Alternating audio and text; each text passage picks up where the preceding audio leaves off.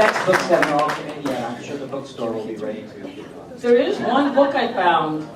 There Is a book that actually goes a little more. I said anthropology. Yeah. That's a word that scares you, I know. I'm Daryl Frizzetti, and I teach anthropology at Cal State University, Channel Island. And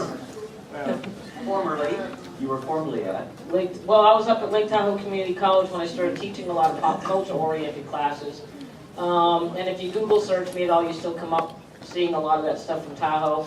And Western Nevada College, where I mostly taught biology over there, but budget cuts being what they are, and my background being what it really is, I guess I'm a biologist or biological anthropologist turned into a pop culture person quite by accident because some guy wanted me to teach a Star Trek class once. So that's really how we ended up in this situation this morning. No, you ended up with it. Has anyone ever seen the documentary Trekkies? Yeah. You remember the guy with the cats in costumes?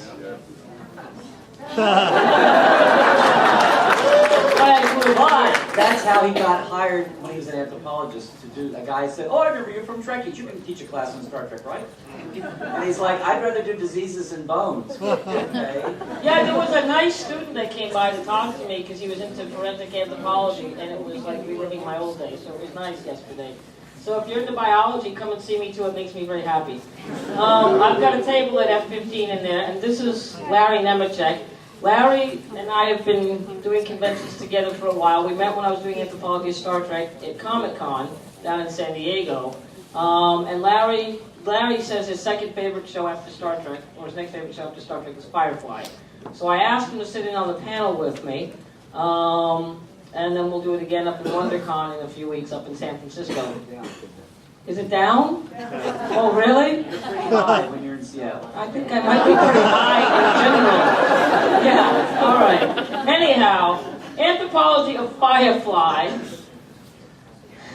I put together this overview of topics, which I'm sure my nice colleague over here will review so that he knows what we're talking about today, because anthropology is a very scary word to him. Morals and ethics. Oh, that should be a lovely lesson for you. We'll talk about morals and ethics. You know what? Firefly is actually a really good show to discuss that anthropologically. There was a lot of stuff. What? Well, I think I'll try to kind of run through things, and if I put some questions out there, you guys, feel free to raise your hand and just kind of chime in if I put a question out. So I'll run it kind of like I do with my classrooms. Is the microphone on and going? And then once we wrap it up, we'll take some questions and you guys can formally stand at the line in the microphone. Thank you for asking, because I was really getting into this where we started a little off. That's really Well, fun. we had technical components running around the building. And the one thing I really don't do well in a classroom setting is manage my smart classroom. That's why they make nice students that know what to do with that. But oh yeah, I can't touch my own computer. Anyhow, back to Firefly. If people want to chime in while we're talking and we throw some questions out and ask you guys for opinion, you just go ahead and raise your hand or shout something out. Afterwards, we'll try to leave a little time and you guys can line up at the mic and ask some questions more formally. All right? Cool. And I've been to some of your panels, Daryl, where it's not even so much one-to-one, it's even people in the audience get going back and forth. Yeah, that's okay. Are we open for that? Yeah, Okay, we just to throw that out there. Anyhow, back to my overview. This is why you don't invite the extra people to class. Well, I had this best friend come to a class once, and I chased him around and tried to run a class that was interesting. Morals and ethics. I think Firefly, like I said, is a really good show where you could just pull on so many different themes if you wanted to. So I tried to keep this to a main focus of several that I thought were more central to the series in general. Morals and ethics is something that just permeates every ounce of it, I think. And then looking at Firefly as a cultural mirror, I don't think anybody in here would argue that there are a lot of ways that this is commentary on contemporary issues. I think that's pretty evident. And then, obviously, usually what I do when I pick out the theme of cultural teacher, I look at other ways that we can take lessons from a show or a movie and apply them in our own world. This I did a little bit differently because of the nature of Firefly, and I think that it's more focused on speaking to the issue of achieving social change. how social change can be achieved, or some of the things people try to do to achieve social change. Yeah? Okay, you can, if I say yeah, and I okay. Anyhow, and then instead of just going with a discussion on fandom and talking about this cult that's kind of clustered around Firefly, I call it a cultural artifact. Does anyone know what cultural artifact is? Or why I would choose that term? Because you're a professor. Okay, you know, and Larry Nemechek hired you today to be in the audience to say that. Anybody want to take a stab at cultural art? Thank you. That might be why. That could have been very well what happened in the middle of the night that It's night. like an artifact. It's like kind of cultural. Okay, now we're going to hear from the nice, intelligent people. Right there. I imagine you're trying to use an artifact is something that we find in history that remains throughout history that we can continue to go back to and recognize its value of that era. Yeah, and it does come from being a professor too. I don't want to shut you down over there. When I teach my pop culture class, one of the things we talk about are the differences between icons, cultural icons, and cultural artifacts. And that's exactly what we're dealing with, is something that will be around. Those in the back have no idea what he said. Oh, okay. Because there's no microphone on him. Okay, the cultural artifact is basically something that is going to be around and future generations can go back and find and review and get an understanding of why that was significant in the context in which we had it created. An artifact is just something that humans create, and it reflects our values, our beliefs, ideology, and so forth of that particular time period. And so when it resurfaces later, and you understand the context, then you understand the people of that particular time. And how is that different from an icon? Icons, if you look at like Elvis or Marilyn Monroe or Star Trek people call it cultural icon. But even at that, I would argue that Star Trek is more a cultural artifact than an icon. It's not just an image, it's not just a snapshot. And You haven't defined icon yet. oh, okay, all right. So I that's said, what I'm what's an going icon? to. Yeah. Well, what's an icon then? I'm asking you, but is it a thing of Star Trek as an artifact, but Star- Spock is an icon? No, I wouldn't call Spark an icon. An Okay, define icon. icon. If you think of Elvis, would you put Elvis in the same category as Firefly? Why not? So yes, I'm sorry, yes, I would put in. You would. Maybe Elvis, maybe Marilyn Monroe, but there's like Michael Jackson, there's like Coca-Cola labels. Yeah. So generally my understanding of an icon would be something where you need the actual social aspects to understand the icon as an iconography. Yeah, because once the context is gone, and you're not living in that time period, it doesn't hold the same meaning. But something like this, that was created during that time period, we can go back and understand that period. But say 1,000 years from now, you look at Elvis or pull out a Marilyn Monroe picture, and the people of that time period may say, oh, that's all well and good, and we understand why you were so taken with Marilyn Monroe or Elvis, or Captain Kirk or Spock or whatever, but what does that really mean to us now? It's almost like saying, well, something that was cool in the 50s isn't cool to me today, but I understand why it had meaning then. So are you saying that an icon is more present artifact? It is, because we assign a certain value to it in the time period that we're associating with it. We're living that period and we're assigning that value to it. The artifact is something that's going to be pulled at a later date and time and give us the context and meaning from that time period with which to understand. It's like pulling up stone tools. Yeah. Yeah.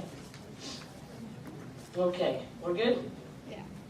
Is that like a new bumper sticker for the next anthropological conference? Icons fade, artifacts are forever. Go ahead, work on that. That's your new project. All right. Anyhow, morals and ethics I wanted to touch on, and I pulled what I thought was a really cool picture at the time. If someone tries to kill you, you try to kill them right back. Larry and I have been practicing that lately to see what we think of that expression and with respect to the character. And I think that was just a great picture and a great quote to pull. It's those little motivational posters they have, and I found it. But anyhow, Morals and ethics. Relativism is a term I want to define because I think it's huge with respect to Firefly. Relativism comes in many forms, and I don't know how many people have anthropological backgrounds in the room, but cultural and ethical relativism. Basically, cultural relativism is you're looking at a practice or a belief, a worldview, and you're putting it in context with the culture or the people that happen to hold that view or hold that practice. And then you look at it and you say, well, it totally makes sense for them. So you don't pass judgment on what they're doing or what they're thinking, because it makes sense for that particular situation, for that particular culture.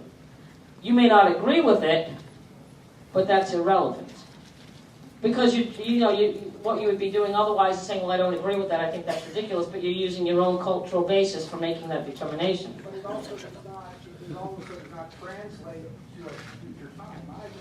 What is culturally relative at that time may not be culturally relative where you're coming from. It may depend, though. Time is irrelevant, I think. I think it's defined really formally as being able to look at a practice or an ideology, anything about another culture through the lens of that culture. Time would be completely out of the picture. You may go to a situation and bring your time period, your generational experiences with you, but then you're turning it around and you're viewing it from that perspective. I'm saying that what you see is in that time period it is culturally relative, cultural and ethical. If you took the same practice and you went to your time, they have been law, not cultural. For example, in the 1700s, marriage was between a man who was 30 and a woman who was 12, because women died at 15 and 16, and they died in childbirth, and if you didn't do something like that. Right. Nowadays, Yeah. You want to? Yeah, why don't we just have everyone go to the mic and make it easier? I think that's okay. No, I just want to make sure people can hear things. If you're looking at something being culturally relevant, a marriage practice that we may have had in this culture that's now outdated, if we look at it 100 years ago, we still have to view it as what it meant in that context. And whether it's our culture and we've moved on in time, or it's another culture that's moved on in time, we still have to look at it with that unbiased eye from our own situation and put it within the frame of the context of whatever culture created that or is practicing it, whether it's past, present, or future. Okay? All right. As far as ethical relativism, now this is a whole other situation. Ethical relativism gets to be really complicated because who agrees on anything ethically, even within their own culture? Well, you try to sort out what's morality, what's ethics. And in an anthropological context, we can define these terms very differently than what you might expect. And it gets convoluted, it gets complicated, there's layers upon layers upon layers, which we won't go into. You can take courses on this. But basically, these are practices that are relevant to a culture. So we look at something like the classic example of female circumcision. That's always a good debate topic in an anthropology course, an intro course. Yeah, what do you think when I say that? You think these horrible things, huh? A lot, yeah, but that not so the case. If you go into a culture that practices it, and this is where it gets to be a very complicated issue, you'll find that when you interview people, they say, well, it makes total sense, it keeps together the fiber of our culture, our social organization, and we would never change a thing. What really makes it complicated is in many instances when women leave those societies, and even males where societies practice male circumcision in such ways, they come out of that society and they're in another society and they become outspoken about it, and then it makes you wonder what's going on, and how should we be viewing this? But that's where you have to get into, well, why do they practice this form of birth control or that form of circumcision and so on and so on and so on?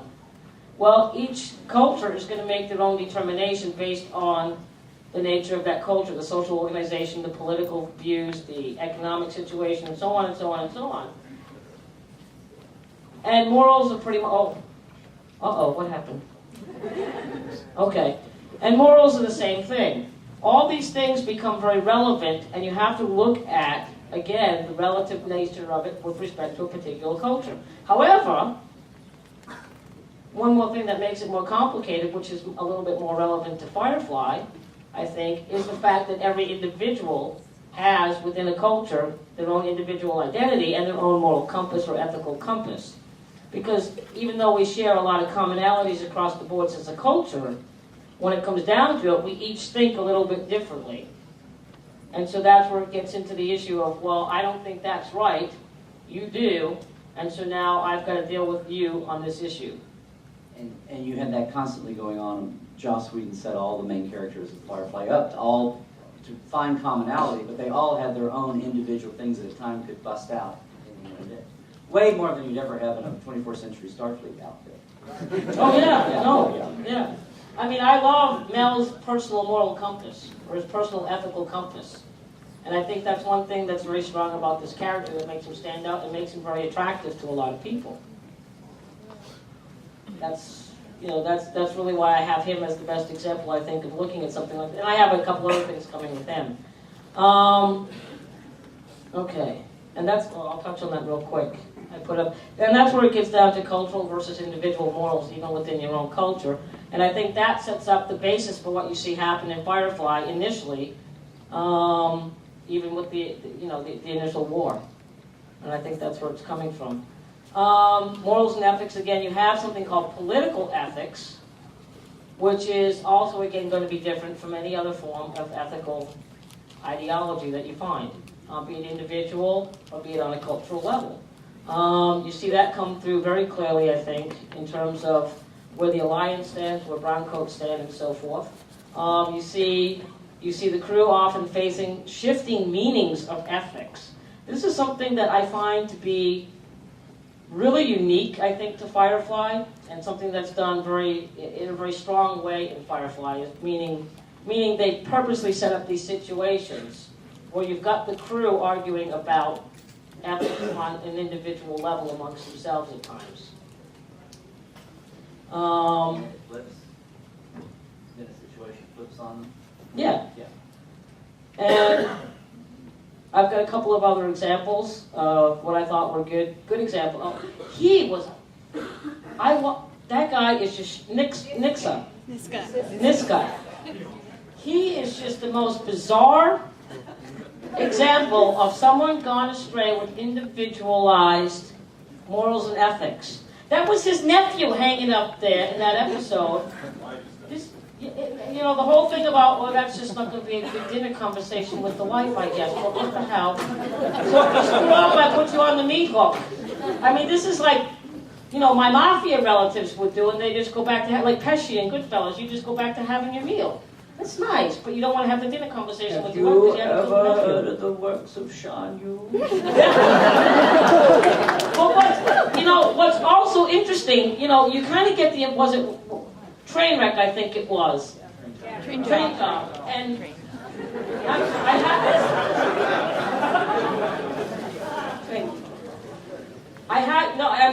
all these things are hitting me at once now because it's like the Wild West out there. We do this job, and you're not giving me my money. Now we're going to have the old-fashioned shootout, and all this cool stuff's going down. And it's like, you wonder what's going on with values on all sides here. This is just the most interesting character situation to watch unfold with all these interplay of people. I just find it to be fascinating. Shepard Book, he's a neat character too. I mean, does he actually... it's the way that Mel talks to him about his place with God. Using the God word or how he thinks about it. And, should I pray or shouldn't I pray or how do we handle this? And I thought him coming aboard just was a very interesting situation in general. I didn't know how to read him when he first... I didn't even believe. I thought at first you kind of got the impression that maybe it was me. That he wasn't really a shepherd. You thought he was just kind of fake. No. How would a shepherd know something about you got the impression that this was a cover because he was trying to infiltrate or something or hide out from something. See, that's the impression you first get. Huh? No. You didn't? Some people say yes, you didn't. I got the impression he had done things in his past that he was escaping from and had become a shepherd because of it. Okay. Oh, because it's not a cover. Okay. Stand up and. How about stand up? Stand up and speak. Yeah, well, go ahead. Very front of the room. I'm sorry. I was saying he was a shepherd. That's the difference between being a cover and being a shepherd. A cover is, I'm not really a shepherd. I'm just pretending to be so I can escape. I think, in fact, something had happened that changed him, and he had become what he was. And that's why he was. Okay, all That right. would And, equate to a shift in his moral compass. Yeah, but not in the very first episode. what about the very first episode? In the first episodes, you don't find that out until later.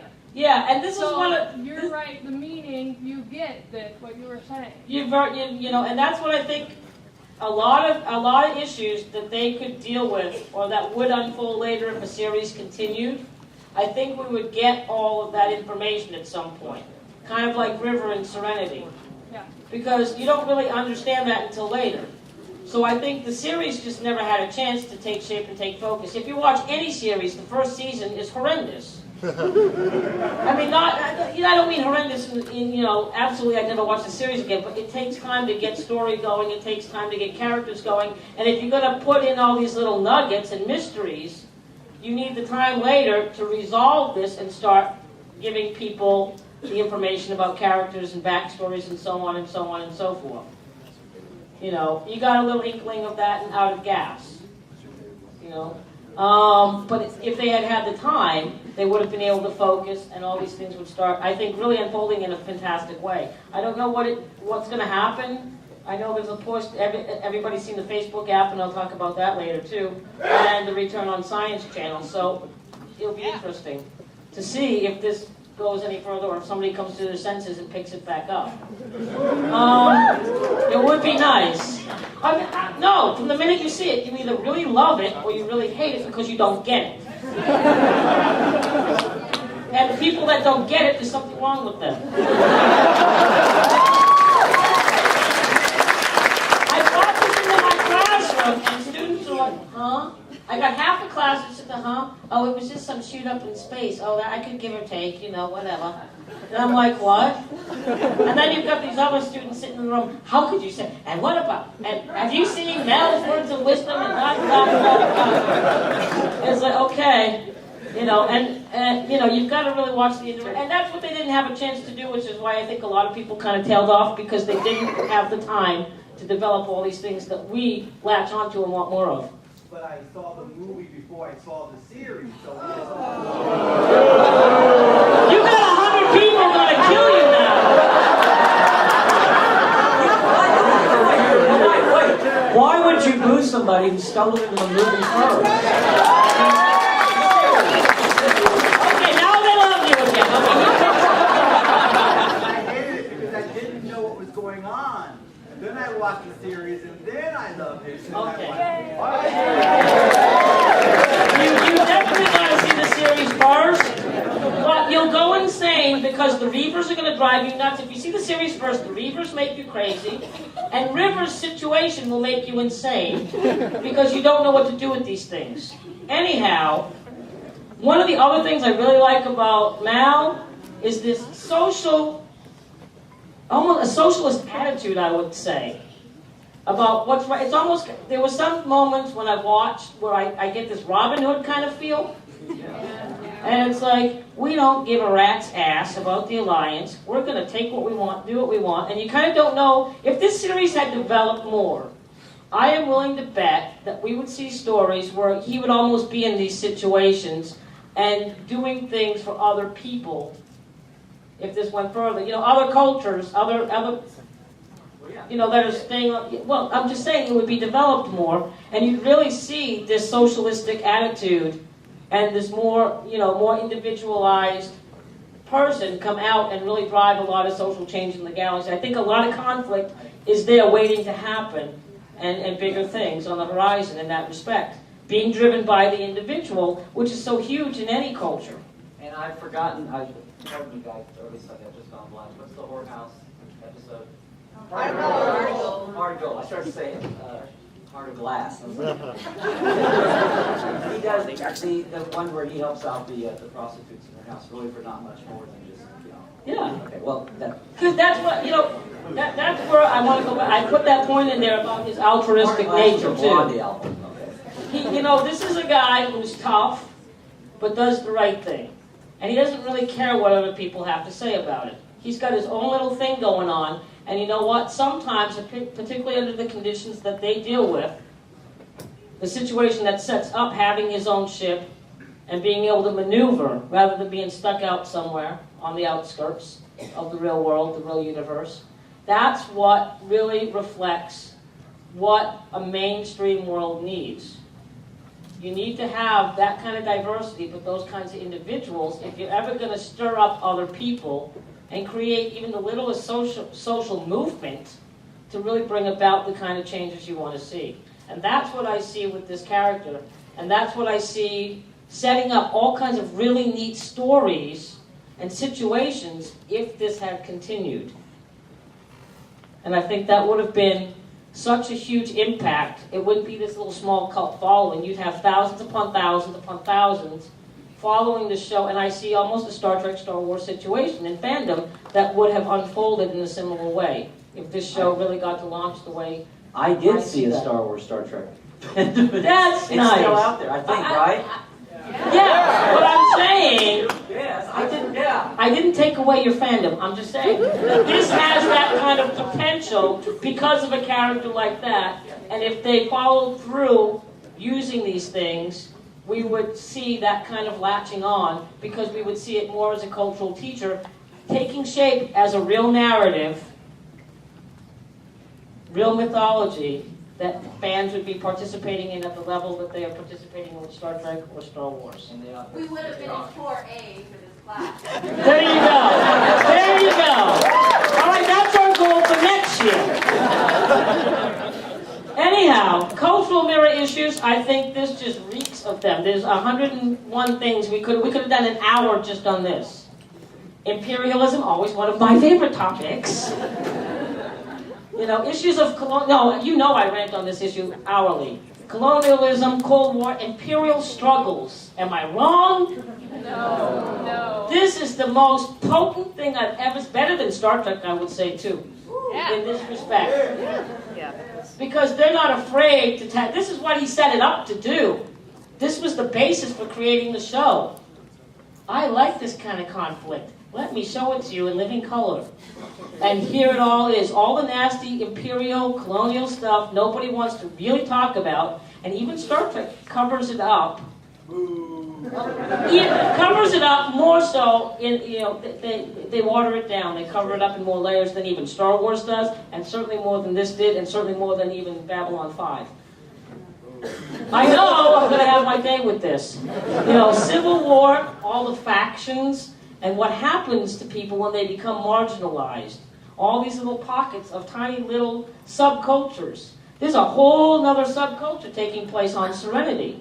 And in a lot of ways, that Serenity ship itself has a personality, is almost like a conscious entity. There's a little air of Farscape. Even though it's not a living, breathing entity, there's this really weird thing Kaylee has going on with it, too. I have yet to really understand the whole Kaylee thing. The ship's... I don't know. There's like this psychic connection between her and the ship, and it almost has that air of being a living, breathing thing. And she's the only one that seems to understand this. And I think also we would see something else happen. There's got to be some other secret to this ship along those lines because of the meaning it holds and what it's being used for. So I think if this series had continued, there's a lot more story that could even be explored in that way. Yeah, you can go ahead and jump up. You want to? Very simple, sir. You're not a pilot. You have to love your machine. You have to feel it. Well, yeah, you do.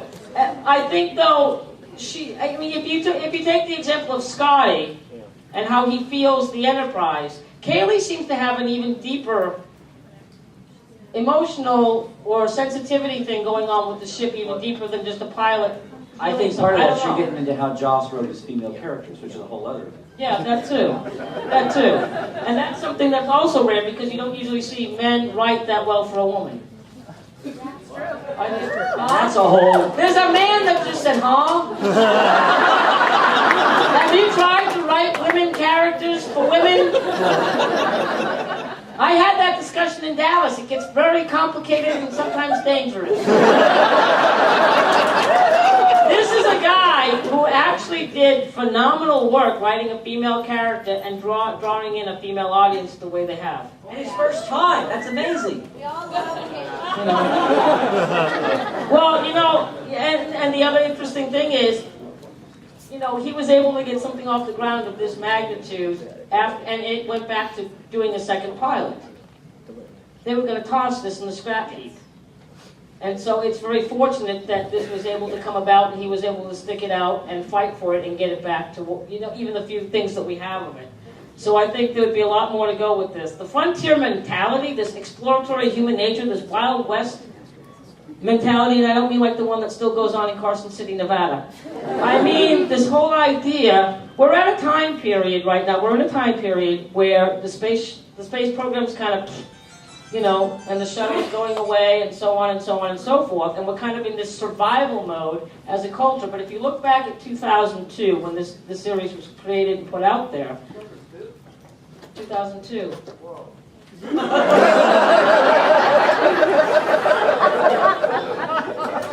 Oh, it's okay. Maybe you discovered it in 2007, and that's okay.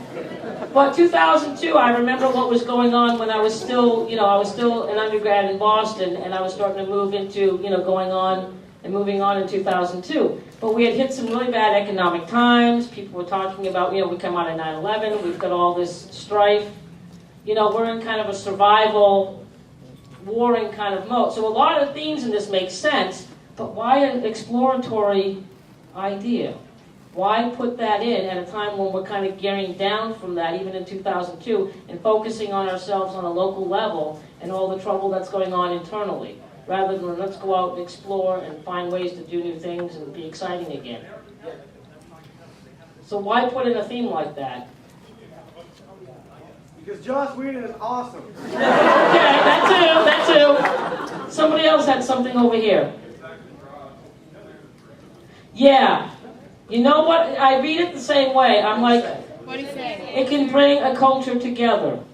Because you know what? It's that same thing that people are drawn to with many other franchises. This didn't really have a chance to be a franchise. It's kind of like in the middle of Vietnam and the Cold War when Gene Roddenberry came up with the hopeful outlook of the future. Yeah. We didn't just blow ourselves up with the bomb. You know, he took away my moment, man. He took away my shiny moment. Okay. I had to use the word at least once. It's annoying to hear that word, but I had to use it at least once. Anyhow, I think it's that whole idea that, wow, we see these tough times starting to fracture people. We're coming out of 9/11. The economy's starting to go bad. What do we do? And people are starting to really get nasty with each other. How do we infuse some positiveness in this pot? Give them that whole thing that they started out with in the first place that made them think and do. And that's what you see reflected here. This whole Wild West, let's go out, let's take on everything, screw the government, we're going to survive as people, and I'm going to throw a social movement party in my Serenity ship. And I think that's what people still latch onto as we continue in similar times. And it's always going to be a message like that that people are very drawn to, and characters like this that people are going to be drawn to for that reason.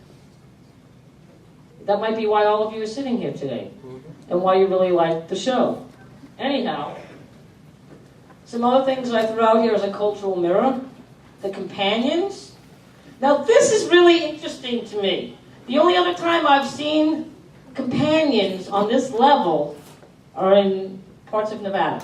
And they have bunny ranch shows, so it's a little different. They're not, you know, but this is a whole other cultural entity unto itself, and it's very tastefully done. Why? Well, it's based upon vacation. Yeah. And how is that perceived culturally? Well, if you look at that. Oh, sorry. You want to jump on the mic? Go ahead. Can you hear me? Yes.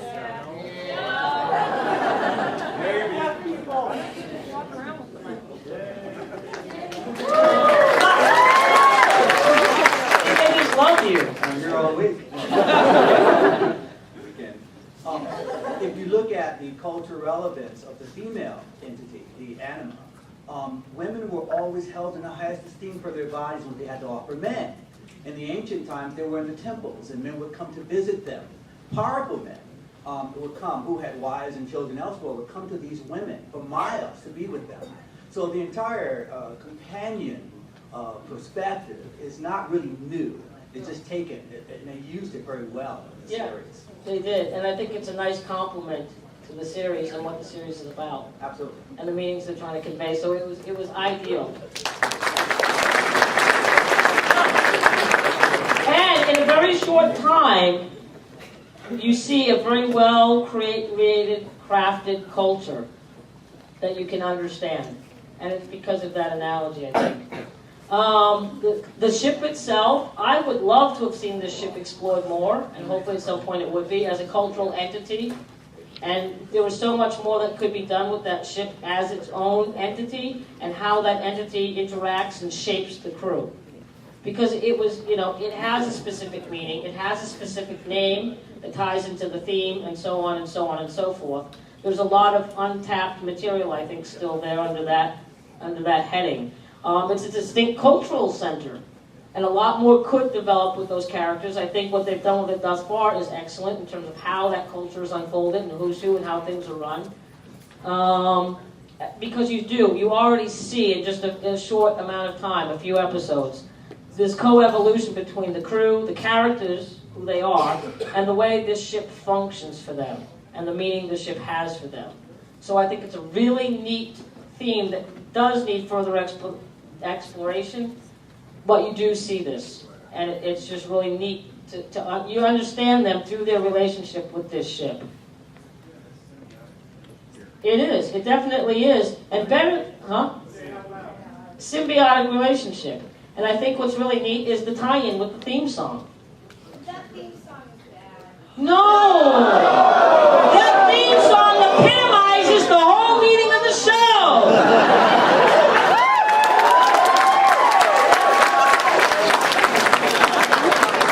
That theme song could be sung by Captain Mal. She means bad like 70s bad. Just listen. Oh, maybe that's what she meant, but you gotta hear the words. And you understand the name of the ship, and gosh.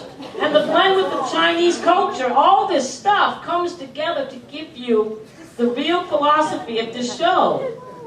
God, don't take the words away from the song. Don't kill the song. They did that with Enterprise, and I've never been the same since. No, this is better than that. All right, so the symbolism of that theme. The operative and the themes of evil, we could go on for days. They didn't go on for days. We could, and we would like to suggest that they do. The significance of Miranda. What is Miranda? I'd like to, have a little dialogue, so I'm going to zip it here. So, Miranda, what's going on with Miranda? I chose that for a reason. Experiment. Yeah, go ahead and jump up there.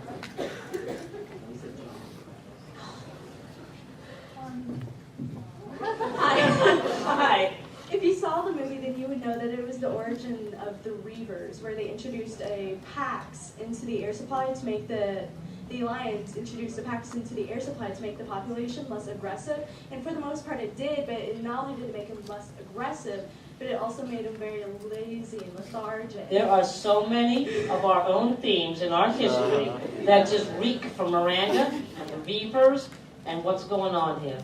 Yeah, and for the most part, the most of the population became lethargic, and that's where you have all the dead bodies laying around, because they just laid down and started sleeping. They didn't even care about anything anymore, but about, I believe it was 10% of the population became extremely overly aggressive. Yeah, and there's also this issue that we still have with people thinking about conspiracy theories with our government and so on and so forth. So we got a couple of things happening with that we could read in there, the Reavers. And then I think there's a lot of themes, underlying race and gender and spirituality we kind of hit on a little bit there.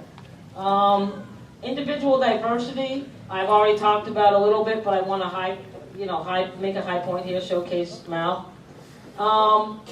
In terms of the individual driving forces and cultural change, themes of individuality and the rights of individuals, this whole alliance versus serenity. He's kind of like this renegade who's out there making a path that's never been made before. So he's still fighting the war. He's just found a new and exciting and new creative way to do that while making friends and influencing people along the way. And he's been teaching his crew how, not only how he does things, and if you want to join me, I'll give you this job, and you can be part of my crew, but he's teaching them the whys of what he's doing. So he's paving something that has to be paved, and he's taking on this role in the universe to represent basically all the unrepresented people. So the war is still continuing for him in this way, and what he's doing is he's just laying low enough under the radar, doing things his own individual way, based on his own individual diversity, and stirring things a little at a time. And you can see the positiveness come out of this. And if you're going to have massive cultural change in any society, you need to have, we have the collective, we have all the things we have in common throughout our history, the things we share. We can identify American culture right here and now and tell you 150 reasons why we have common ground here. But if I went around the room individually and looked at every single person, every one of us is going to have something a little bit different, a little bit of a different tweak to us. And you're going to find that individuality is very necessary, because without variability, which is what it really comes down to, you don't continue to adapt to change around you, and you don't continue to evolve. You just go extinct. Well, it's a biological concept. You don't have diversity in the population. You have sexual reproduction to create variability. That little bit of variability allows for certain adaptations to take place, and so a species can survive, right? So it's no different when you look at culture. There's something in culture called memes. Memes are behaviors. I see a lot of heads nodding so people know the word. And those behaviors are passed on or transmitted through a culture. We deem what behaviors are acceptable and what are not acceptable. Even within this room, even within fandom, we have defined memes. And we tell people how they can behave and how they can't behave. When you get someone who goes against the grain, that can be good or bad. Sometimes the government just tells him it's very bad and we want to eradicate you. But guess what? I'm going to spread this, and I'm going to get people on board, and eventually maybe we can make things right in the universe again. So sometimes that little bit of variability is going to allow for massive social change and a new evolution to occur. Are you trying to think that Mal's on this giant grand quest consciously? I like to think, partly yes. I really think his drive is to get people to think about what's really happening, but he's not, and so he's fighting the war consciously still, but in a different way. There was that deleted scene from Out of Gas when he went back to his bunk, and he pulled out the manual on how to change the alliance, and he was looking through all of his... No, I'm kidding. I think it's...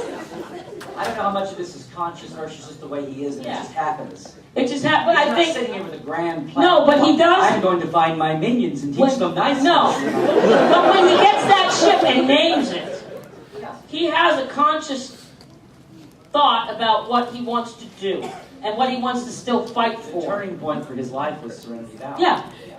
So he still does go into this with a conscious thought, I think. Being a Buddhist monk and spreading serenity. But that's the unconscious part of it.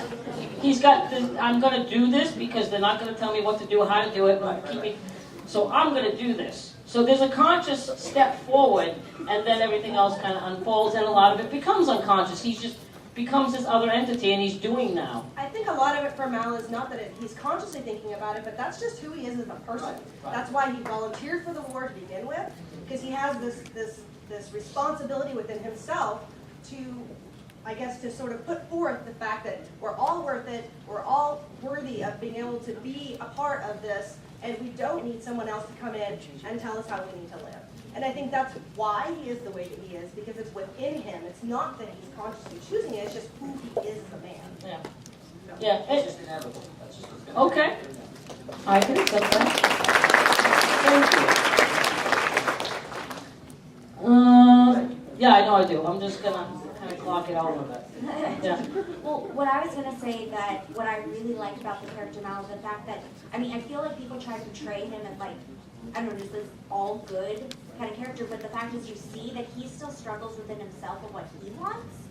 And I think that's why he really went on Serenity, because the war's over, but he hasn't really developed what he thinks is right inside himself. I mean, I guess you see that more during the movie, Yeah. especially when when they're escaping from the Reavers and the person tries to jump on and he kicks them off. He's still trying to figure out what he thinks is best to decide that. And I think that's what makes the character so acceptable for people, because no one wants to see this complete Robin Hood character No. that's I know everything and I'm good. No, in our society, every single person struggles with finding their own cultural identity. So you're part of the whole, and I think that's another thing that people latch onto is his personal struggle to determine what his identity is.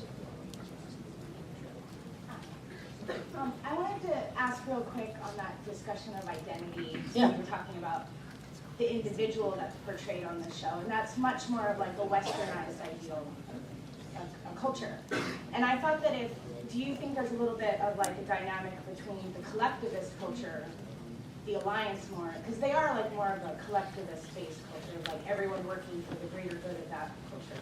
And if you think Whedon was trying to do more of a comparison of those, where this one is better than the other. I think one of the other themes I pick up with the Alliance and the Serenity crew is this idea of, there is this idea of total control and social control. Yeah, the Big Brother thing, and we have all these mechanisms for controlling the population. Let's deny people access to healthcare. Let's deny people access to education. But let's Where does that happen?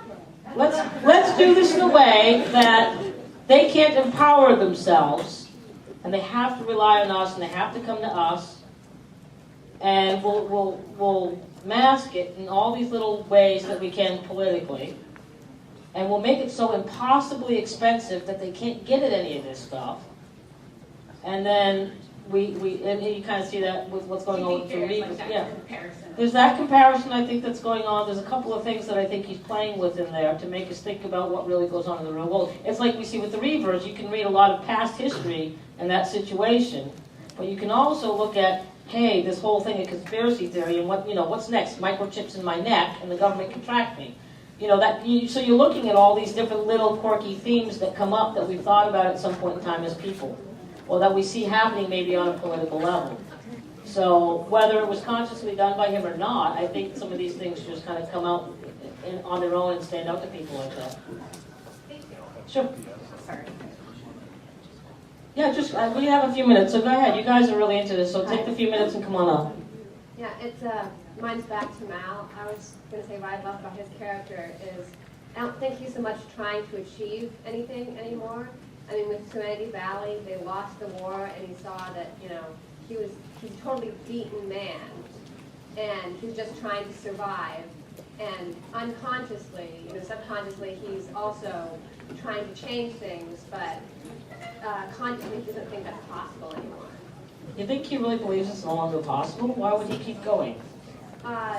He just lives kind of to live on. I mean, notice that how many times he says, the war's not going anymore, and he hates the Alliance and he hates the way it is, but he doesn't think that, he thinks he's been beaten and that he won't win again. And that's the change between Serenity is he actually decides to take a stand and do something. I was going to say, he does not do that in Serenity, the movie. Yeah, well, he changes then when he sees Miranda and decides that there's something he can fight for and against anymore. But before that, not so much. Yeah. So much. Yeah. And, I don't know. It would have been interesting to see them go with another season rather than come up with the movie, I think. Or 5 Yeah, 5 more seasons. 10.